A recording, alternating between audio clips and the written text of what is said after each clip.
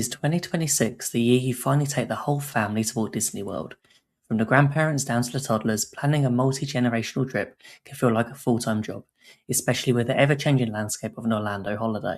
So today we're sharing all about how to survive and thrive on a 2026 family adventure. So we've got packing hacks, dining strategies, and their secrets to trying to keep everyone happy when the Florida heat or the spring break crowds hit their peak. Welcome to the Great British Mickey Waffle Live. Now my wheels in motion and my windows open with the wind blowing in my hair. I'm driving down the highway, gonna do this my way. I can feel it in the air. Here I go!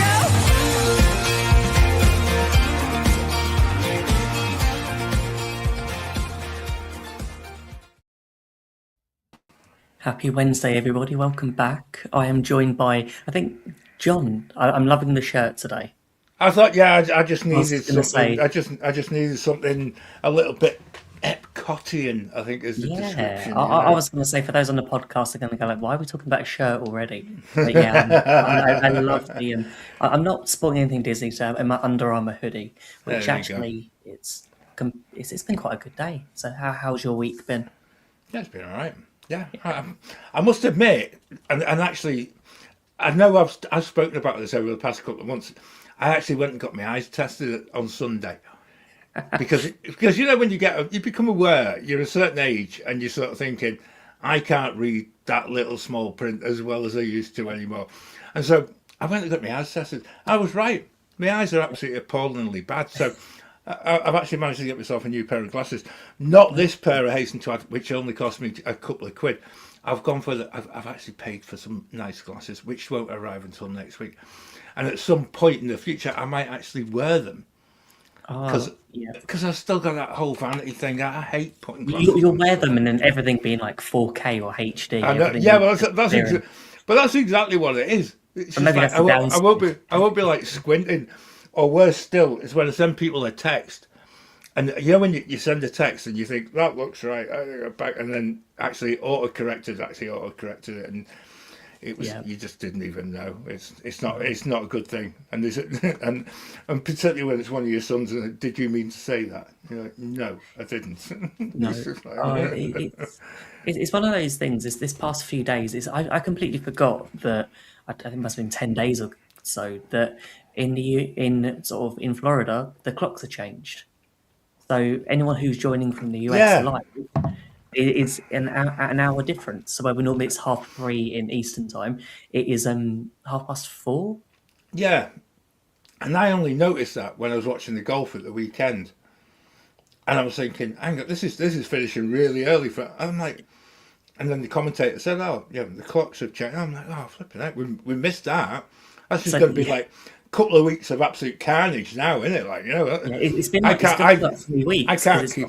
Yeah. We don't change till the 29th of March, so I'm looking forward to the brighter evenings and brighter mornings as well. Yeah, it's all good. I actually feel that it's one of them times of the year where, and particularly today, it's been a bit warmer, the sun's been out. And suddenly you get that little bit of an awareness that actually winter is gone. Yeah. And you just like, I don't want to say it just in case. No, I know exactly what you mean. It's that time of day. It's like I went up for a walk during my lunch break earlier, and I was the only one out not in shorts and t-shirt. I thought maybe I've missed the memo, but apparently 15 degrees means it's shorts and t-shirt weather. So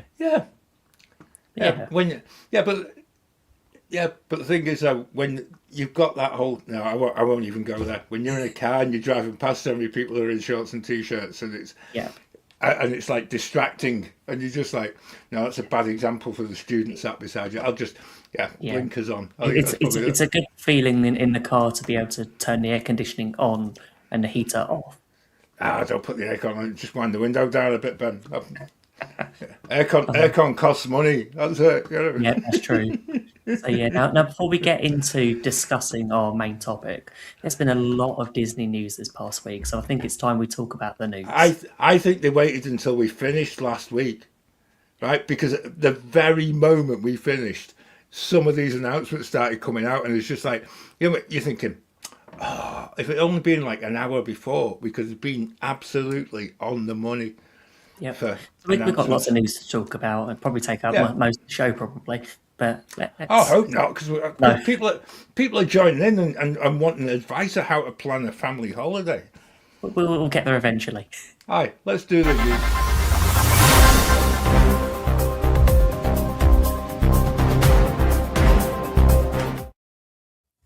So I want to start things off with the stuff that got announced, I think, last Wednesday, last Thursday. So there was a sort of big press release on Disney Parks blog from Soaring Across America, which has now an opening date of May the 26th, Yeah, where the current version of Soaring, its last day is the 13th of May. So they've got a couple yeah. of weeks then to get that That's sorted. that's exciting. I've got to say that the whole thing of this, they just kept coming thick and fast, and I'm just like, Yeah, wow, this is this really was a statement of yeah, intent, and I think we'll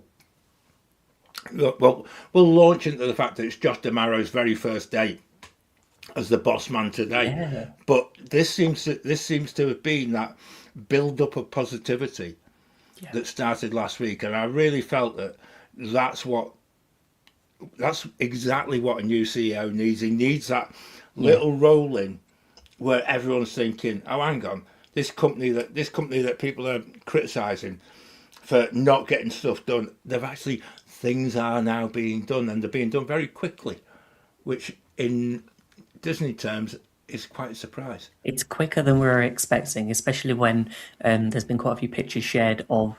I think we mentioned this last week of what was Aerosmith and now the Muppets roller coaster. Yeah, So a lot of the yeah, stuff from the outside seems to be happening very quickly. I know the painting of the castle, pretty much they've now started on doing like the blue of the yeah. turrets. So Actually, a it's really like, nice shade of blue as well.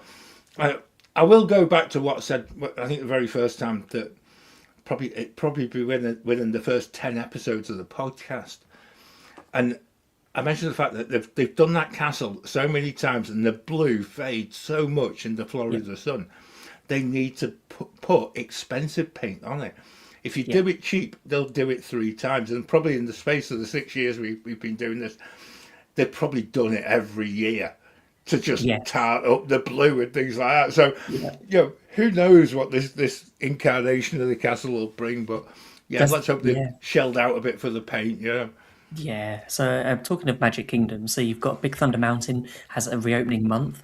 They haven't been specified what date, but we know it's doesn't be matter. It'll opening be in open May. for August. That's Yeah. all I'm worried about. Also, Buzz Lightyear reopens on April the 8th. Yeah, So I think that's just after Easter weekend. So I think that's quite good. There's been a lot of photos and videos shared on social media of that recently. And what I like is that on the photo pass photo, it has your score. oh, So that's killer! going to be quite That's good. a killer, isn't it? I won't be able Yeah. to lie to the kids. No. AI, Photoshop, it will happen. It's like, oh, the photos didn't appear on the Magic Band. It's fine. Like, I'm not going to tab. I'm not going to make sure I get the photo just so I can pretend I got a higher score. Yeah, but at least the guns will work. I won't have that. I won't have that photo where I'm like just totally convinced the gun isn't working, so my score's low. And so by the time And he I'm gets just to like, yeah, time he gets to the picture, I've got a proper strap. I've got my arms folded, and I'm just like not even smiling at the camera, just to prove a point. The fact that it wasn't my fault that my score's rubbish. I'm too busy trying to score to get a photo. That's my thing. It's one of That's those a, rides that I just everyone looks miserable. Everyone's too focused. Everyone's trying to score a high Everyone's point. concentrating. That's the thing. Everyone's concentrating, looking for that very last Yeah. opportunity to get more points on the board. Or if it's Claire, she's already got Galactic Hero before she's got the photo. Yeah, she's like the cigar as she's finishing. Yeah. There's been quite a few announcements of refurbishment as well this past week. That Yachtsman Steakhouse and both Gloriana Floridian Cafe are Yeah, closing for a 3-month refurbishment. That'd be interesting. I think a lot of it's happening phased. I think we mentioned last week that the Turf Club is undergoing a 6-month refurbishment in phases yeah. as well. So maybe it's just there's investment going back into these restaurants that they're actually over time these things need to happen. I think that's exactly it, Ben. And I think as well, this is where that joined up thinking from the very top is actually hitting in. It's the fact that you can't just keep taking money and not reinvesting it. And I think we've had that for a period of time, whereby refurbs have been put on the back burner, and then suddenly people start complaining about the fact that decor and detail is is looking tired, it's looking worn, it's looking as if nobody cares. And actually, that's to the extent now that despite all of the announced sort of discounts for annual pass holders, for people except me, because I'm not an annual pass holder, and I'm waiting for the trickle down effect. But the hotels are very expensive, and actually, you're not going to be paying that amount of money for an expensive hotel, and then sitting there. And I can actually see with Grand Floridian Cafe, I think the refurb there would probably just be something in the kitchen, but they'll just change the furnishing in there. Just desperately needs an update. I think it's also good timing as well, because I think is it this week the opening of the tea room. Yeah. So with that coming back, that's another alternative place to people grab food for a few months, a different sort of just replacement. I think it's quite good to see that this investment. I did read there was a article I read the past week or so, which was from mickeyvisit.com, and on there it was talking about how in Disneyland they were invited to talk about how that they've changed how they do like ride upgrades and refurbishment, and how that they've changed staffing and park hours to try and make sure that it's at an optimum level so that they can have the park open as long as they can, but still get refurbishment without ignoring the mechanical things that will need updating and changing over time. That's a good call. So it's quite a lot. It's quite a long article, but it's very, very good, and it'd be interesting to see how much of that comes through to Disney World as well, because that in Disneyland they narrowed the park hours by like an hour or so. So they open the park an hour less, but that's an hour that actually you can get people in to have that extra time to replace things like on the Madison bobsleds and other different attractions that might need a bit of TLC. Yeah, it has to happen, and I think we're all guilty of it in some way, shape, or form. Where you're going on a holiday and then you suddenly turn around and you're like, oh, this isn't open, or this is they're doing this. Actually, it needs to be done. So, just reel yourself in a little bit, and you've got to understand that without doing it, the whole park becomes like a second-hand Alton Towers. If you want it in that harsh term, it really does need to just have that little bit of TLC, and now. I'm actually really pleased at the fact that there is an effort being made, because I think I've certainly criticised the company before. It's not just about investing into new attractions and focusing on that. You've got to have the upkeep of making sure what's actually there is of that high quality that you're paying a premium for, and again, if it's not, then I actually think if you're in park, I would go to guest services and just call them out on it. I know it sounds really harsh, but it's the only way feedback. that people and listen. It's when you leave the park, there's usually someone with an iPad that's asking questions, or you'll get an email a few days after your park visit. So sometimes actually it is worth just. They don't ask the questions I'd like them to ask, Ben. That's they need like a box at the bottom. So here's a comments box. Say what you want. But yeah, John, you alluded to earlier that today is Josh D'Amara's first day as CEO of the Disney company. And part of the annual meeting of shareholders, Josh revealed that the new next Disney Cruise Line ship, which is going to be called Disney Believe, which is fourth in the Wish class. So you've got the Wish, Treasure, Destiny, and now Believe. And they've announced all the IPs that are going to be appearing as part of that ship. So you've got Snow White, Tangled, Inside Out, Iron Man, Monsters Inc., Zootopia, Mickey Mouse and Fantasia, Encanto, Star Wars, Toy Story, Little Mermaid, The Nightmare Before Christmas, Guardians of the Galaxy, Moana, and Frozen. Okay. That's a lot to fit into a ship. Basically, I was thinking you'd actually be tripping over characters on there I if was, you got yeah. that out Obviously, all of those they may be in small different ways, whether it's just theming in rooms or whether it's Yeah. actual sort of characters and stories and shows. That's be quite interesting, but Believe is quite a good choice. I like the Ted Lasso thought of that, but I was going back to sort of the Wishes, but it's yeah, a soundtrack to Wishes, isn't it? And yeah, I do feel that I think we were talking before we came on air tonight, and just the whole bit about how Josh has come into this yeah, in a completely different way than the previous handover between yeah, Bob Iger and Mr. Paycheck. yeah, That that this is different. This is actually a complete and I know it'll be different because actually I think Josh has actually put himself out there to different parts of the organisation. I think what he's actually what I'm really taken by it, he's actually got three clear priorities that will guide Disney under his leadership, and this is what he's laid on the table today. First one, great storytelling, creative excellence that will remain our North Star. They underpin every decision we make. We continue to raise the bar, take smart risks, learn quickly, and deliver work that exceeds our audience's expectations and our own. I like that. yeah. The second one, we will embrace technology to unlock new possibilities. Innovation has always been part of Disney's DNA. Used thoughtfully, it can empower our storytellers, strengthen our capabilities, and help us create more immersive, interactive, and personal ways for people to experience Disney. I'm thinking, hang on, this guy knows what he's talking about. And he comes out with the third one, which is, I actually think is, for me, is the most important one. And he said, we will operate as one Disney. The greatest advantage is not any one business, but how our global businesses come together.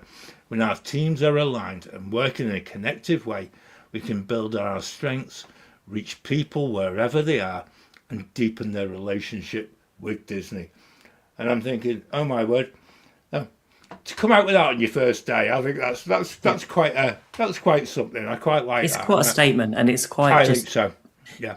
I think it's one of those things, like you mentioned about sort of Bob Chapek and how that went from Bob Iger to Chapek and back to Iger. I Yeah. think Disney themselves have learned sort of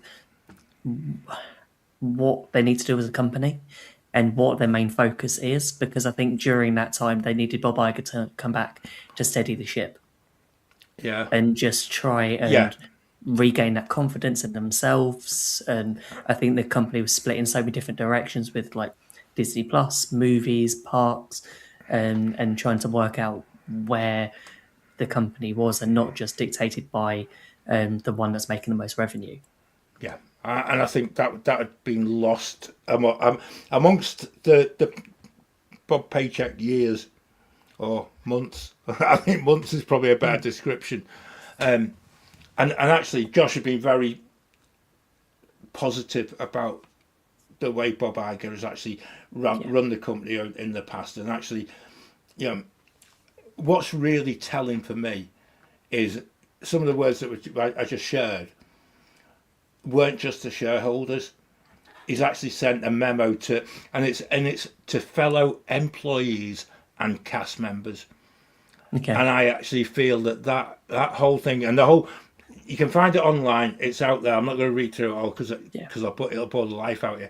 However, he talks about the whole spirit of Peter Pan and how that encapsulated his start of his flight with the Disney company, and I actually feel that he gets it, and I think it's so, I don't know, it's so reassuring, and so I just think the very fact that he finished it with the feeling of flying I had on Peter Pan all those years ago is still real to me, and today I'm honoured to move forward with you all with ambition, optimism, and absolute confidence in what we can build together. It's not about one guy coming in, which I think it has been in the past, where someone thinks, I'm going to do this, this, and this. it's Yeah. it's a team thing, and actually, There's a lot of new people in different roles in the company as well, from entertainment through yeah, to obviously replacing Josh's job as sort of part chairman. So it's all of that has to change, and it'll be a good thing I think for the company for people to be in yeah, different roles that be utilizing their strengths. yeah. But I think as well, just having cast members on board, Yeah, and I think that's going to be the showing biggest that it's a driver. team effort. It's not just one Absolutely, person. absolutely, and I think, it's probably a good time to mention it because I know the podcast was out at the weekend for the Junior Waffle with Josh and Morg. They actually spoke about the influence that the management within both of the parks in which they were working had on their actual role within their jobs as cast members. And I would be really intrigued as to seeing how, well, I know certainly from a Katie Wetzel point of view, Yeah. how positive and how engaged she has become very quickly with the new management structure and the new leadership. And that can only be a good thing if every cast member is feeling that way. Can you imagine walking into a park where, every cast member feels as if somebody's listening to what I'm saying? And I really enjoy. I just like the whole very way I in think which he started this off.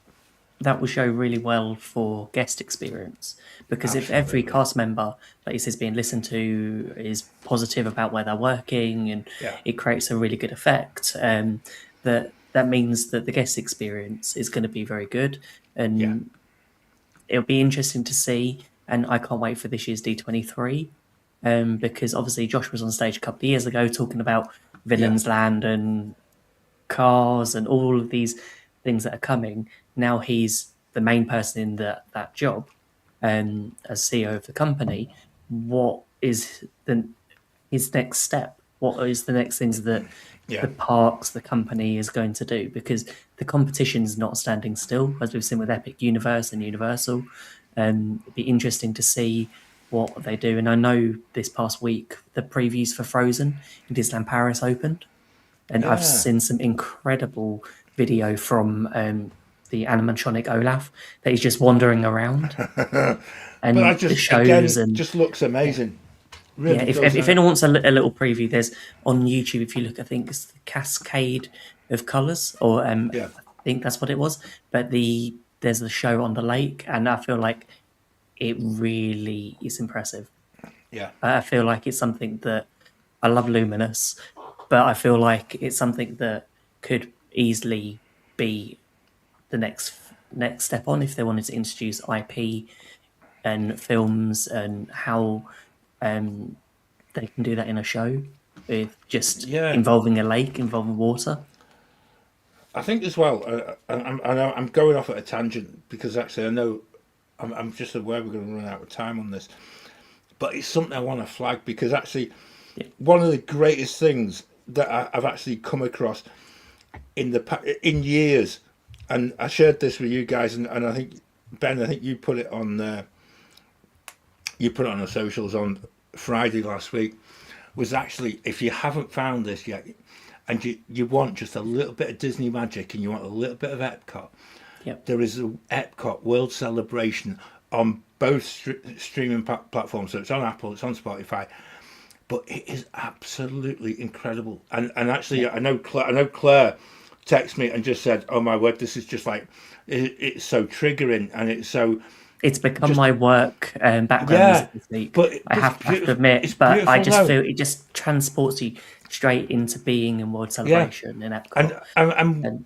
one thing, again, this is such a change because, you go back a number of years now when you used to buy CDs in the park Yeah. and actually take that little bit of magic with you home with you, and you'd listen to them forever, and that seemed to have dried up certainly from this end of the Atlantic. We didn't seem to be getting that musical interlude part of Disney, and then suddenly we've got that whole bit of Epcot, and it's just like wow. So if you haven't downloaded it onto your phone and enjoying it in the same way that Ben is, go to Apple or go to Spotify. Get it on. Once we finish the show, go and have a little bit of Epcot all to yourself because it is beautiful. It really is. Yeah, it is so good. It's just, yeah, it is incredible. And I wonder whether this could just be things to come. Just Disney I hope parks so. music just appearing on more places, because it's not easy for everyone to have internet access all the time. Somewhere you can just download and have your music offline and just listen to Disney parks music. I think the other one as well, Ben, and I think this is for certainly one for us for the future, is maybe just that consideration of we need to do another little show about Disney music and just how these soundscapes that appear within the parks, you know, and again it'll probably just link in with the very last bit of news that we've got as well. But they need to be heard and they need to be shared and they need to be out. It needs to be out there because actually they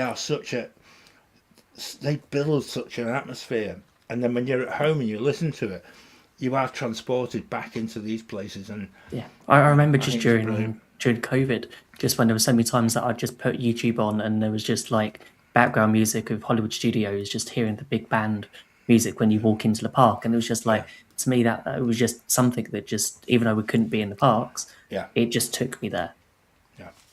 And it's just incredible. But I think I think we have pretty much exhausted the news, which I think has done quite good for us for the amount of stuff that came out last Thursday and today as well. It has been a week of positive Disney news, and I think that's a bit that, you know, we need to keep a handle on.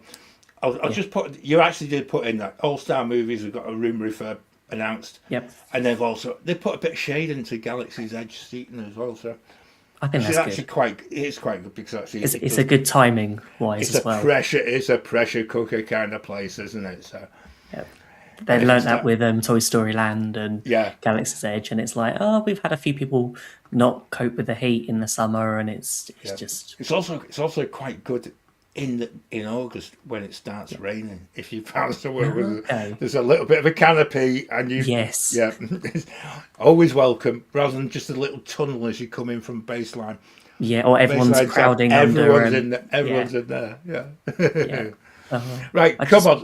Let's crack on. Let's get to the nub of what we're going to talk about tonight, because actually, I think this is really important, and actually, the reason why there's only two of us doing the show tonight is actually, I think it's a really good way of wrapping up just what we've talked about in each of the podcasts, first of the month podcasts from January, February, and March.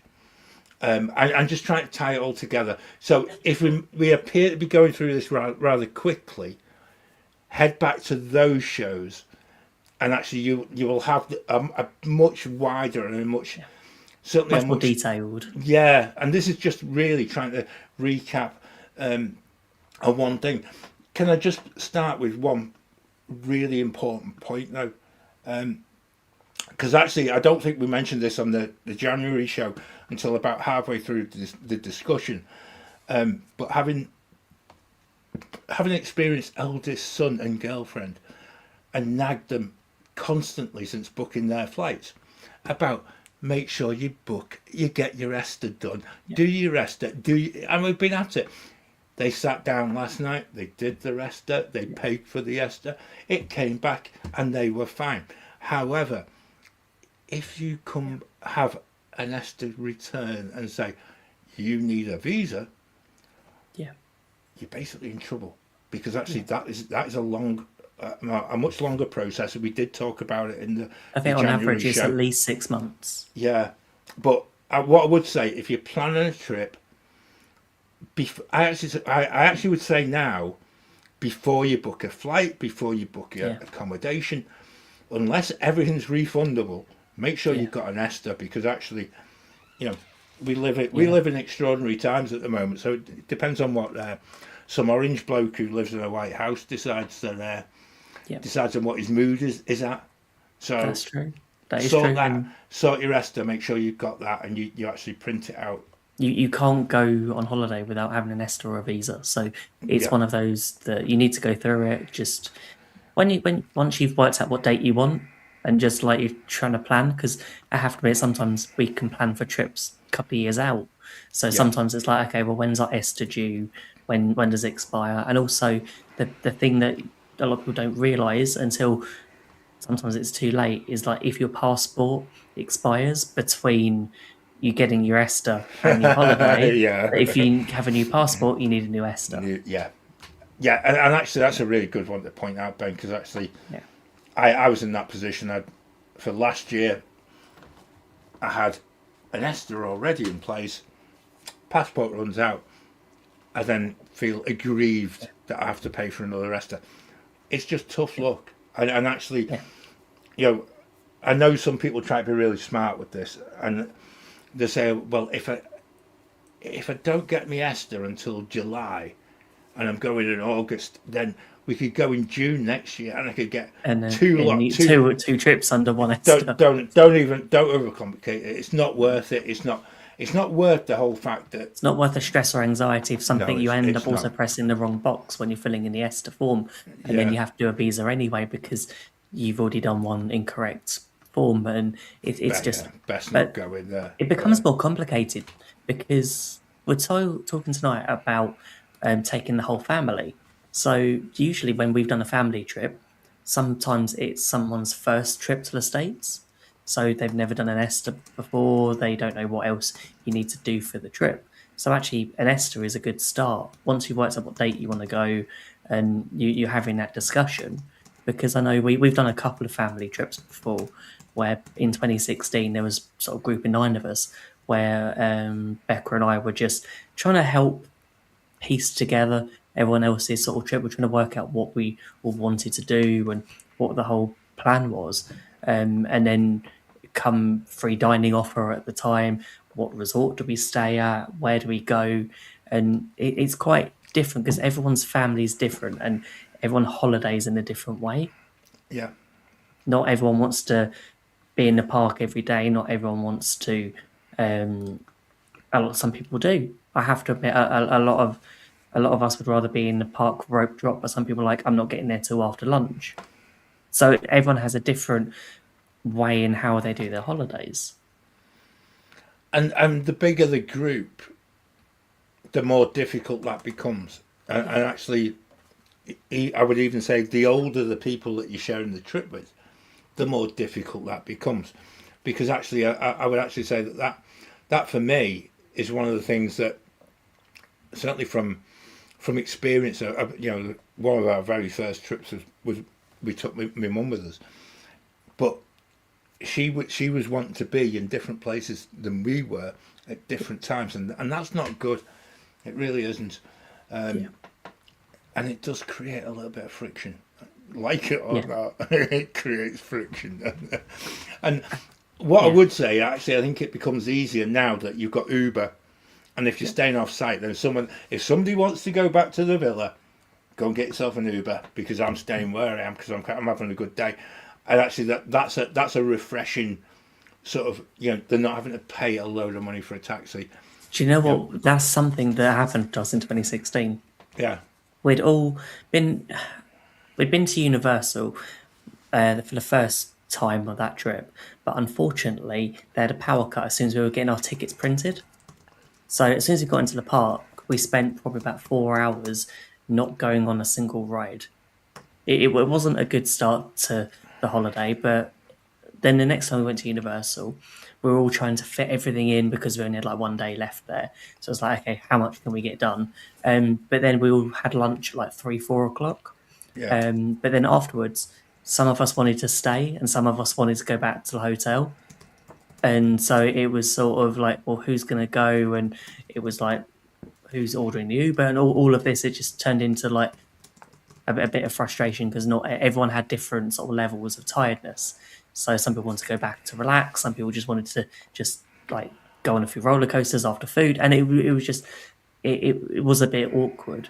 But I think the biggest thing going into a trip with family is everyone has to have their must-dos of what they want to do on that holiday. I think it's the planning that you don't always, when you're bringing sort of family on a holiday, And when it's a beach holiday, you don't really think about like what your must-dos are because you're going to an all-inclusive in Spain, or you don't think about that. It's like how many bars can I go to, how many drinks can I drink. It's not like what attractions am I going how to long are do? you going to sit on that sunbed in the sun Yeah. and actually do What time absolutely yeah, do nothing until they open the restaurant for lunch and stuff like that? Yeah, I know exactly what you mean. yeah.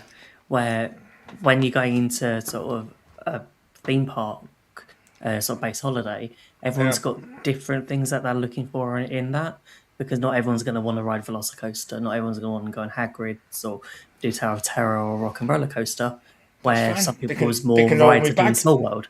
They can hold me back. That's Yeah. it. I'll give you a wave. I'll give you a wave as I'm going past. That's it.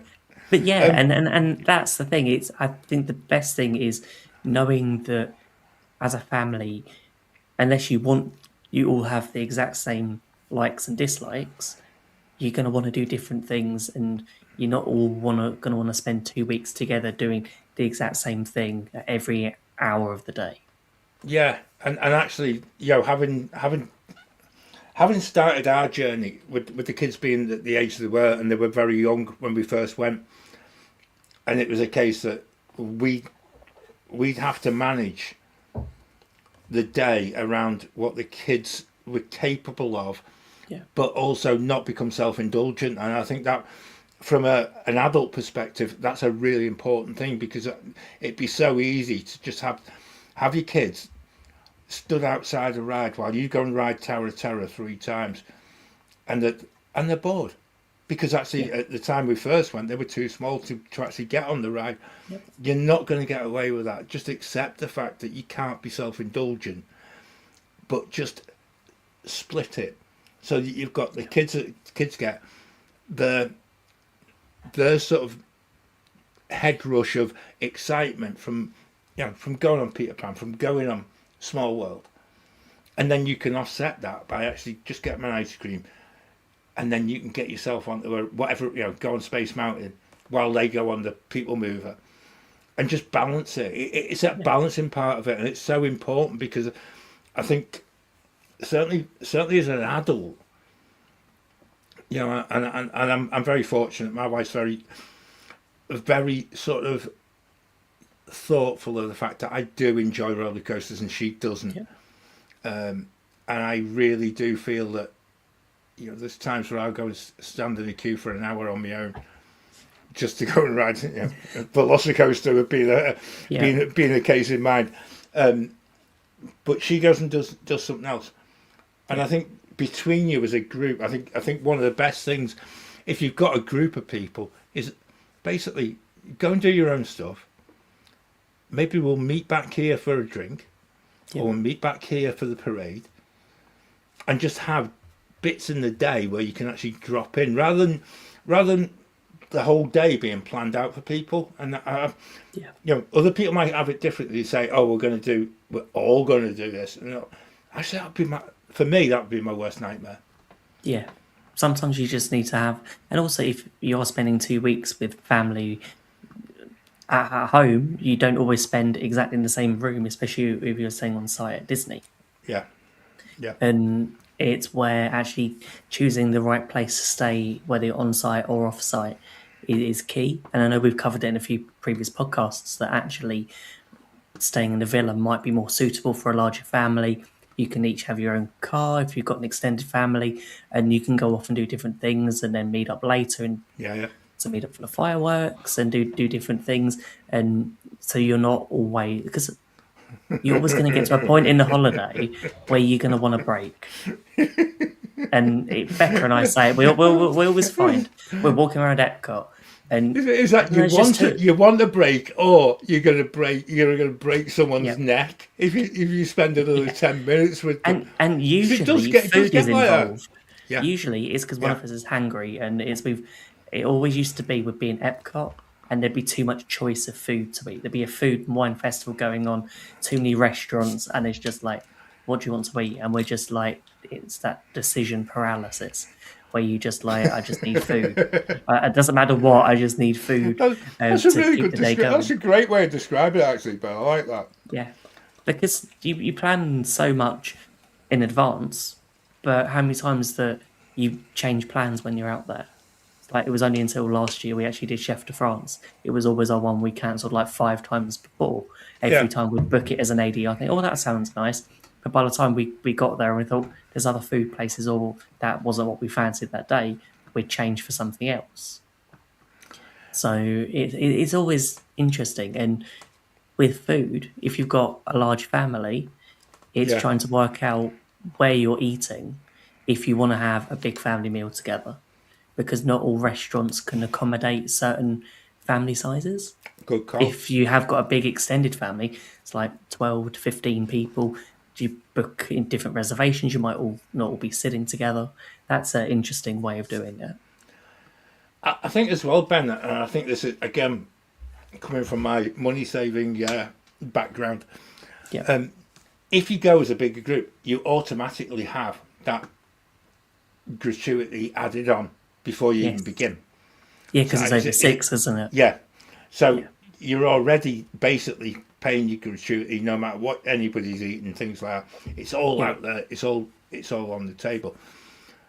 And again, this is again comes from experience of, as our kids grew older, and Epcot's probably a really good example in a way. Rather than making them go to where we wanted to eat, if they wanted Chinese, because that was their preferred eating option, then it's fine. We just let them go, and we just said, "Look, there's the money. Go and get yourself something to eat, and then we'll arrange. We're going somewhere. We're going to such a place.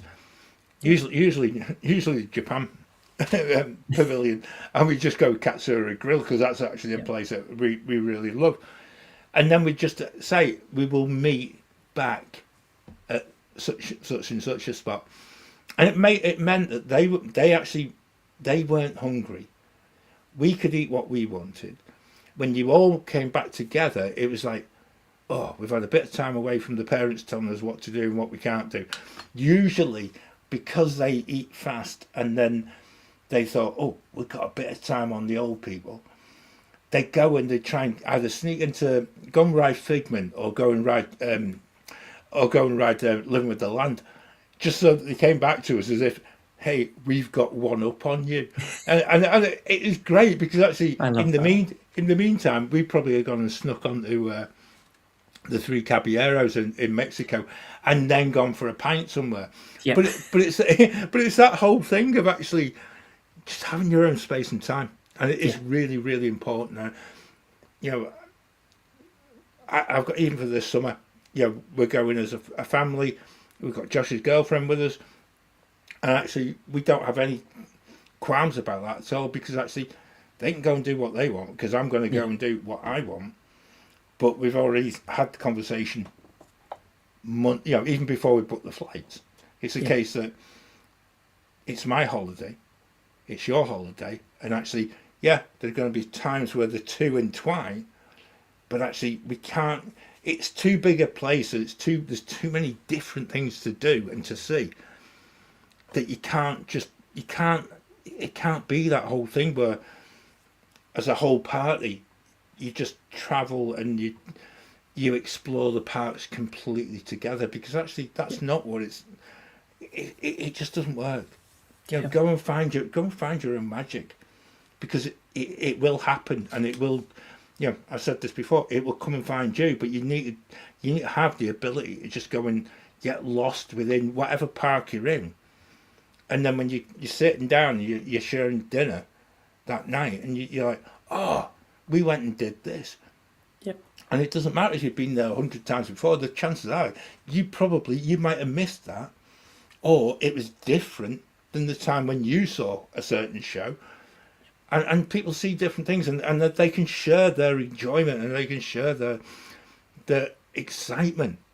And that's the bit I'm looking forward to in the summer, is having somebody in our party who's got a completely different eye and a different previous experience than the four of us, but just seeing the excitement that she'll get, because we can just kind of direct her in places that she hasn't been able to go in, she just wasn't aware of before. And I think that's the bit that's the bit I really, really am looking forward And I to. think that's the thing. How many times you go to Disney World? Every time you go, there's always something different.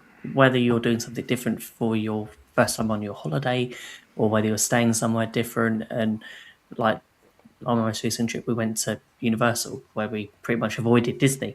Um, there's so many different ways to do a holiday, and everyone has that different thing.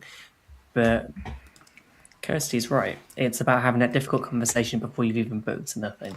Yeah, And yeah, once you've got that sort of out of the way, and you've spoken about what your must do's, what you want from your holiday, and then you can actually get more excited about what you want to do on your holiday. Because yeah, over the years we've discussed on the podcast how much of the great thing for us is the planning of it, getting excited about that we're going to be out in Florida, getting excited about like we spoke about in the news of all the stuff that's happening in this Disney World this summer. That actually you get to talk about that, you get to think of so many different things. Like last time we did Big Thunder Mountain because it's been closed for quite a while, yeah, and it's trying to also work out what everyone wants to ride, what everyone is able to ride. Because, like you mentioned, John, about ages and heights. yeah, Because if you've got a family that's got um, quite young children, they're not going to be able to ride some of the bigger attractions. So it's trying to give everyone sort of that space and everyone work out that everyone has that sort of fair share of being able to ride attractions and ride what they want to do.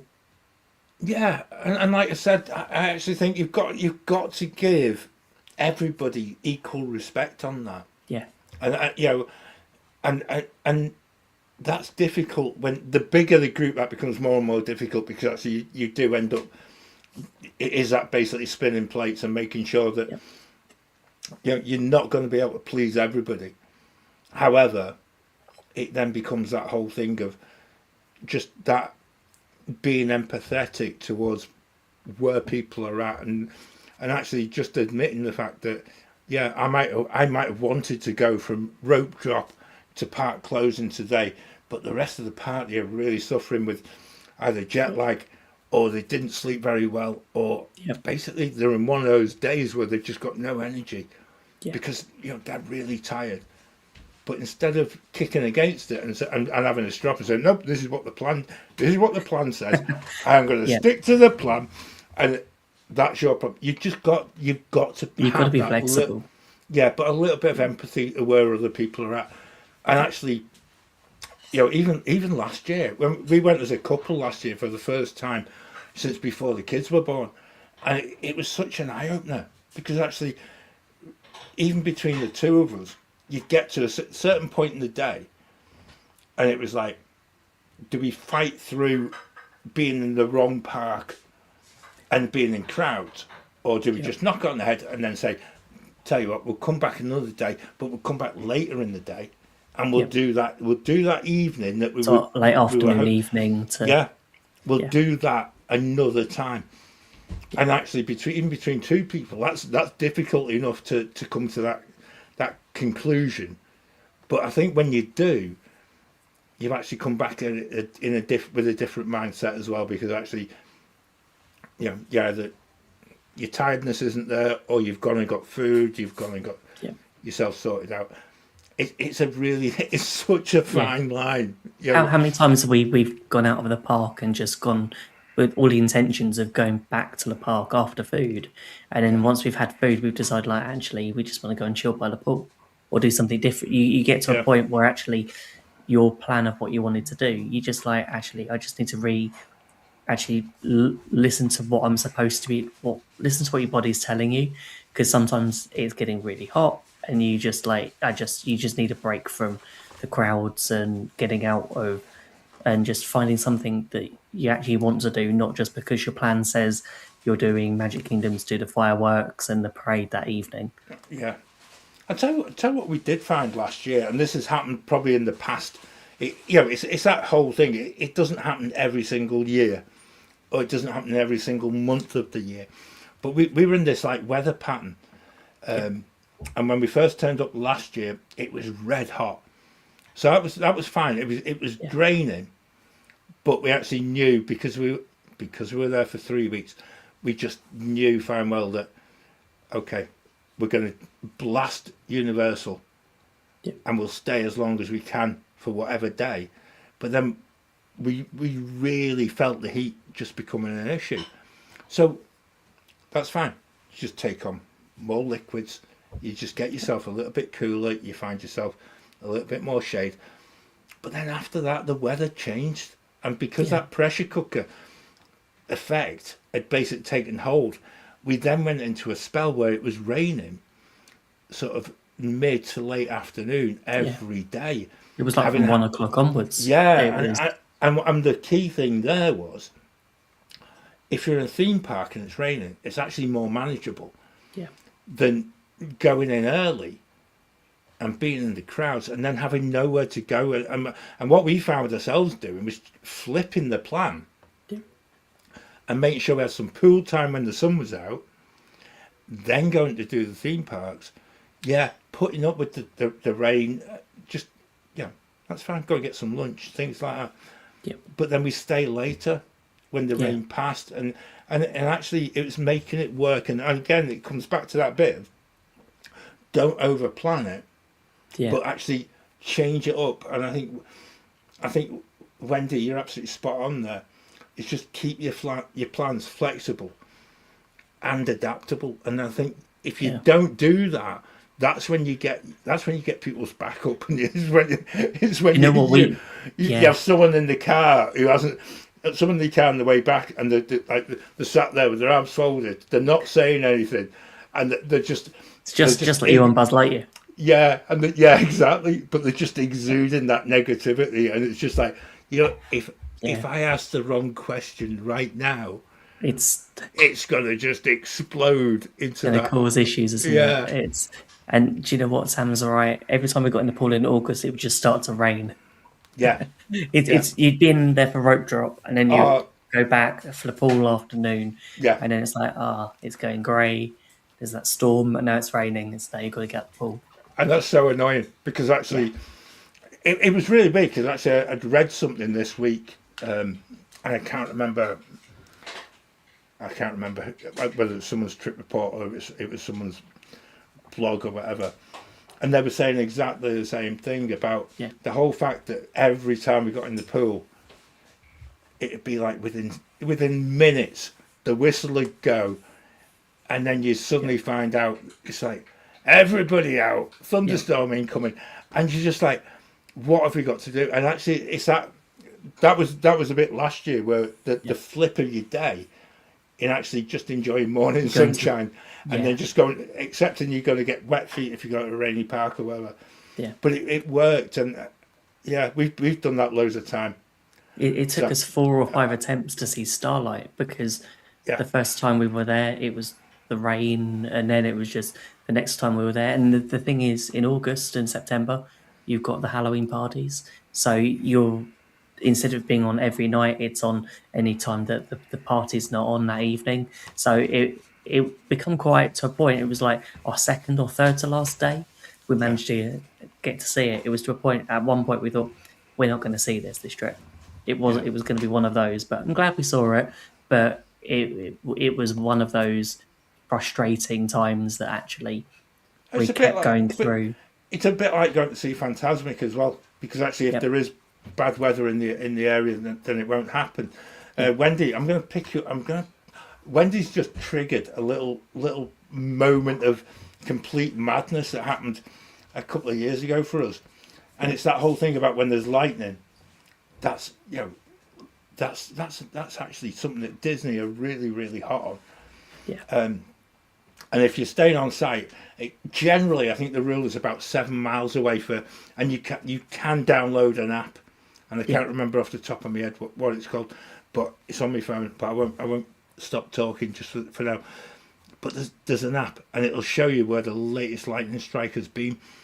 Oh, so that's really good, actually. Yeah, but you know when it's coming. You spot the direction. I'm going to download that for August. Well, last year we used it when we were in Epic, because we then knew when the rides were reopening to get in the queue before they announced that it was reopening, because we knew that the lightning was moving away. So again, used in that way. 2 years ago, we were at Orange Lake, which is not on Disney property. We were in the pool, and actually the lightning struck within, I actually feel it was within a mile, if not closer. It was too close. close. It was too close. The whole place shook. There was a lot of upset kids. There was a lot of panic that went on within that moment. And actually, that's at which the point of which both Disney and Universal are the same. They have that 7 mile proximity, and you're generally out the pool. You've got a towel around you by at least the time you hear the first crackle of thunder. This was, you could hear this.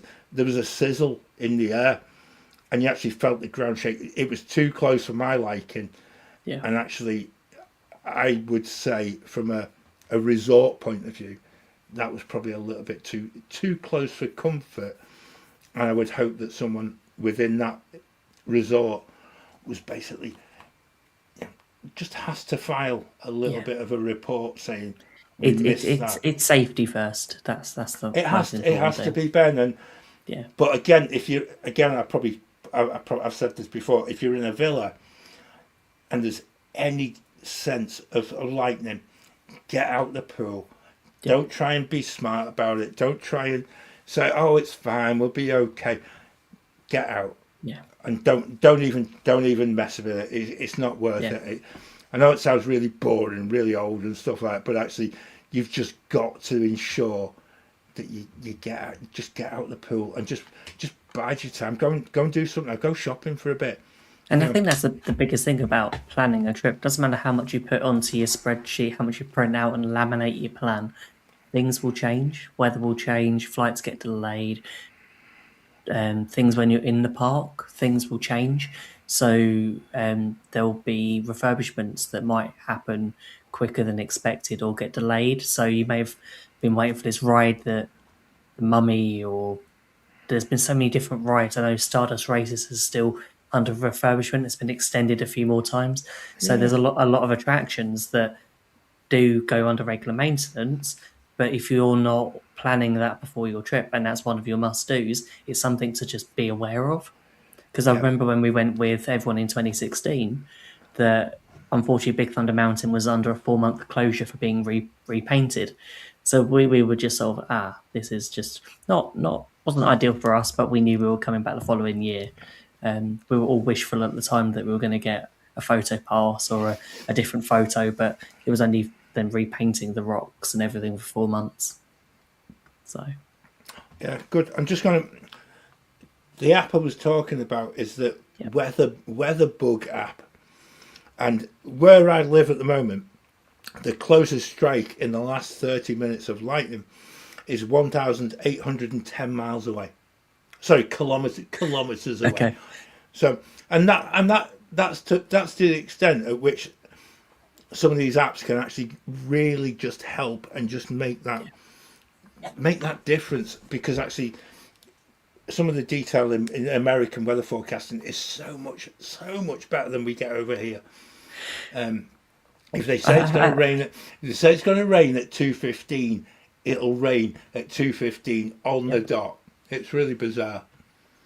Weather in the UK is like, what does it look like outside? We'll go with that. Yeah, yeah. Use the clues and use the apps to help, because actually in America they really are accurate, and they really do help, and actually, even put the weather forecast on TV and in the hotel. I was going to say, Ben, we haven't really spoken to many people in the chat tonight, and no, I've got to say, I know, Sam, thank you very much. Yeah, when you've got a 7-year-old and a 4-year-old, and they are never impressed when the rain comes in, and it really is one of those things that it is the kids that really get put out by it. Wendy, I actually think that is actually something that is never been in the pool once. Only been in the pool once. Look, saying that, and that's with my glasses on. Good grief. Do you know what, Oh, Kirsty? If you hey, go there, there we we go. did a podcast. I'm going to say in 2022 or 2021, where it was called Happily Ever After, and we went through all of the apps and all. I think there was one of them. We were just talking about all the different apps, and we were talking about all the different resources and things that we use. So obviously, my Disney experience, Uber, Lyft. But I think we might have to revisit that because I think there's quite a I'm, lot of I'm changes. just, I'm just writing it on my list here, Ben, because actually, Yeah. I think that'd be a really good update show as well. Yeah. So yeah, Kirsty, yeah, go back and check that show out, and then what we'll do is we will come back to it. Because we did mention during that show, I remember it, that we thought, what wouldn't it be good to have a bathroom app that you could rate the bathrooms at Disney World? And that's a little preview of our first of the April. Seamlessly, goodness, we're getting good at this, Ben. I tell you I one know. thing. It's only been 6 years, 7 years. Oh, yeah, Jacob Edwards.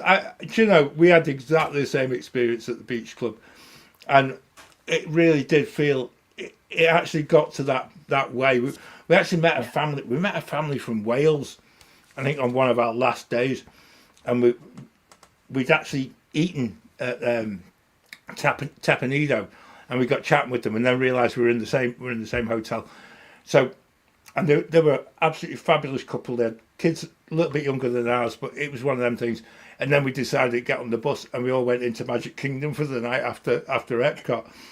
But we were exactly the same position. It was just like the rain's coming. It's like, what are we going to do? It's horrible. It really It's is. frustrating, and I have to admit, we booked Beach Club for a couple of nights in August. So we're just hoping, we're not doing any parks. So the plan is to get up, use the jet lag, to be up early, go and get some breakfast somewhere, and just spend as much time by the pool as we can. Yeah, and I think that's, again, I actually say that's one of the greatest things that people don't pick up on, is the fact that you're paying for this hotel and you're that park centric that you forget the fact that you're actually paying a premium for what's around you. So yeah, do make sure you put that in the plan. Yeah. Just picking up on other people in the chat. Heather, thank you so much again. And again, we're probably throwing Heather's whole day out here, because it's actually, when we started, it was only 1:30 rather than the usual 2:30. So, or was it usually 12:30? Is it 12:30? All I know is that I haven't had to book ADRs or any sort of reservations, so I haven't had to worry about the 4 hours difference, because that always used to throw me. I was like, oh no, what time is it? Me too. Yeah. Heather did say that LA is in the middle of a heat wave right now. I think that sounds good to me. I could do a heat wave. I do like a heat wave. I could do with a good heat wave right now. Yeah, but that means that we'll be complaining this time next week. It's too hot. Yeah, because it's too hot. Well, it would be triggering the occasional thunderstorm and go like, oh, it's raining. Yeah, again. there you go. I'll get my weather bug app out. That's it. I'll know where it's coming.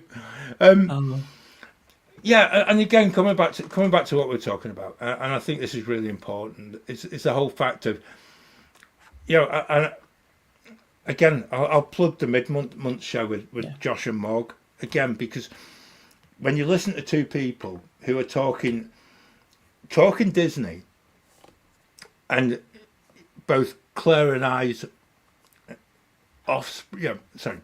Claire's offspring and my offspring. Let's put it that way. Before anyone else gets the wrong idea. But when they're actually talking, and their actual chat was so warm and so basically so enriching, that you realise that if you get it right for a group so many times, you then actually get that ability that you inspire a younger generation to go and actually enjoy their own Disney dream themselves. And I know Matt was in the chat earlier. Is married to a Disney addict on Facebook and on YouTube as well. But Matt and Crystal, I've got two young kids, and actually, they're a family that I look at and I think, goodness, if the technology was was there when we first started going, it would be an amazing thing to actually be able to share just what we experienced as a family, because that's how it all began. You know, you take your kids, you have that wow factor, and I think that in itself is something that I think for any large group, you know, make sure you record I just it. like Matt's comment. I just do whatever Crystal tells me to do when we're in Disney. But there's always going to be one voice that wins out. But also, as long as you're fair to each other and everyone has that own sort of time to do what they want to do on their holiday, then you just got to be like Wendy said earlier. You just got to be able to adapt to what's happening, whether it's the weather, because we've been there when you've had hurricanes and all sorts of different weather and things change, and sometimes there's so much stuff that's out of your control. Yeah. And you just gotta just like relax. You're on holiday. You're in the most magical place on earth. Where else would you rather be? Yeah. And a rainy day in Disney is better than a rainy day when you're sat in your own house in the UK. Yep. There's no comparison. I'd much rather be walking down Main Street than sitting at home in my office. Exactly. Yeah. I don't think. I think that more than anything else is one of the, for me, is one of the really sort of key things that, you know, people get. You know, you read it on Facebook and you're like, you just take a bit of a chill pill, like, you know, Yeah. such and such a ride's not working. I think I've seen so many posts about Stardust races at Epic not being open today, Yep. and it's like, you know, they're not doing it on purpose. They're not doing it to just wind you up. They're doing it for a reason, and actually that reason could be any amount of things, but it's there to keep you safe. So Yeah. just take a look at yourself. Just take a step back, and then just sort of accept the fact that that's exactly why it is. Heather, thank you very much for your comment about listening to Josh and Walt's experiences. I've got to say, I take my hat off to both of them, because actually I think they probably listened to me and to Claire doing this for a number of years, and actually they feel really compelled into actually trying to make the edit bit for Ben so much easier than it was when you know, I think it was I can't remember, they've probably done about 5, 6, 7 shows with us, but they are so on point. And I remember when we first started doing this, it took us a good 18 months worth of recording to actually avoid Ben having a massive edit list and things like that. So yeah, go and give that mid-month a listen, and then just be aware we are going to take the proverbial in the April the 1st show. I'm so looking forward to it. And actually, just to give everyone a little preview, we're going to be talking about bathrooms, and we're recording it tomorrow. So if anyone has any of your favourite bathrooms, please let us know. Just send us a DM or leave us a comment, or also just come and join us in Waffler's Arms, so in our Facebook community. So we carry on all the conversation with everything that we do over there, and it's going to be quite interesting having a thread talking about favourite bathrooms in Walt Disney World. Yeah. But we were thinking, actually, I wonder if there's any from Epic Universe, because I think there was quite a few there that not as well themed as Disney, but there's definitely a few that I'd rather go to than not. And I know ones we've spoken about before in Disneyland Paris, most of them are definitely avoid. Oh, you set me thinking now. Yeah. Oh, do you know something? I actually can't recall going to the toilet when I went to Epic for a whole day. and that might be You're just dehydrated. Yeah, that's what I was thinking, because it was only like 3 days after we'd flown. I was just like, I can't have taken on enough water that day. I can't remember. I'm gonna have to. Yeah. And unlike Claire, and Claire takes photos of toilets, I don't, because I'm a bloke, and actually, it's not the done thing to actually be taking pictures in the toilet. Yeah, I'm not going there. This is going to be This is what happens when Claire's not around. It's going to be a show. It's going to be a show. Oh, it's going to be good. Yeah, but See? no, I think we got through a bit there tonight. I would also say, and I know that we've trailed this with an awful lot of of just tips for going on your next Yeah. Walt Disney World holiday. But again, I think this does signal a little bit of a change in where we're going as a podcast for the rest of the year, because actually we've done that initial planning part of it, which I think has been really good for the first 3 months. We're now going to go to the here and now, so it's going to be the best restrooms to go and visit, etc. But Heather's on to it. Disneyland, Alice in Wonderland restroom. I'm going to remember that. In fact, I might need to write that down, Heather, and I'll chuck it in the first of the month podcast. Do you know what?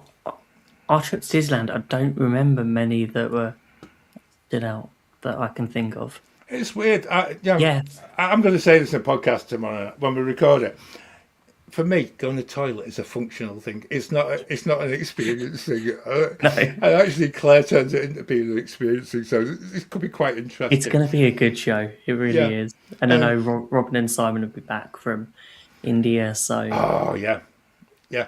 Quick shout out. Disney Hands joined us in the chat right at the very end. So, yeah, this is good, this. Baby Care Santa, Magic Kingdom. You need a baby or a young one. Yeah, that's a good call. Yeah, that's true. Yeah, and we will get to that, because actually I think that's a really important one to include as well. Ben, I can't remember. They don't let the two of us out and do this on a Wednesday very often, but that's gone like an absolute flash that tonight. It has, and I need to just go and look at all of the news from Josh tomorrow, because I just want to be nosy and just see. What's he said now? I don't know. I'm just interested in this cruise ship.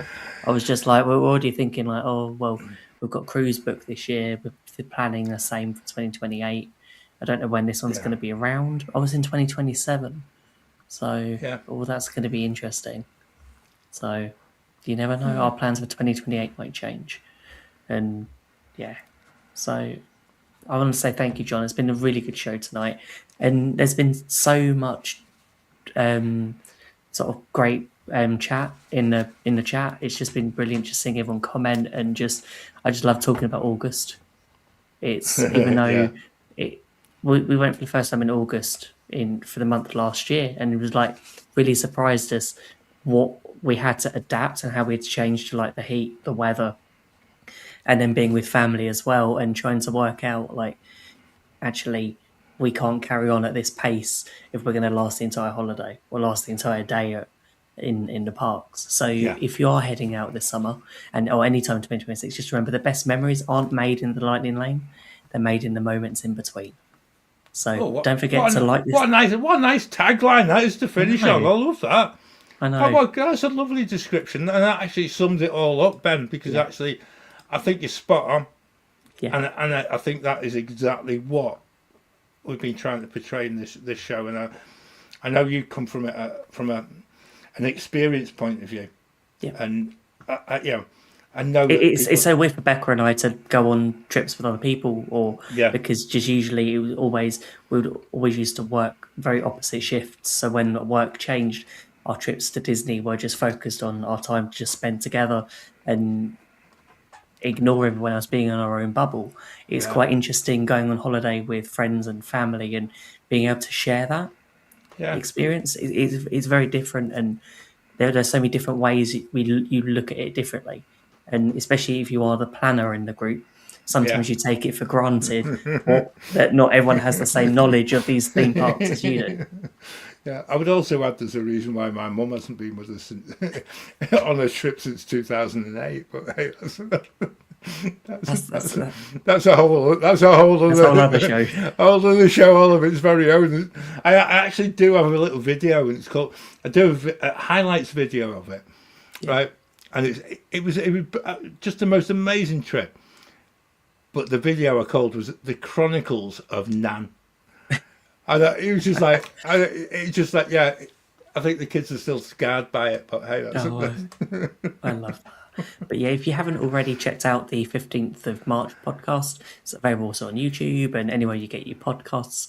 I love just hearing Josh and Morgan just talk about their experiences and just, it was a great show to listen and to edit as well. So don't forget to like this video if you enjoyed it and subscribe to the Great British Mickey Waffle so you never miss a show. We'll be back next week with more news and more shenanigans. So until then, have a magical week and we'll see you soon. We'll see you real soon. Now my wheels in motion and my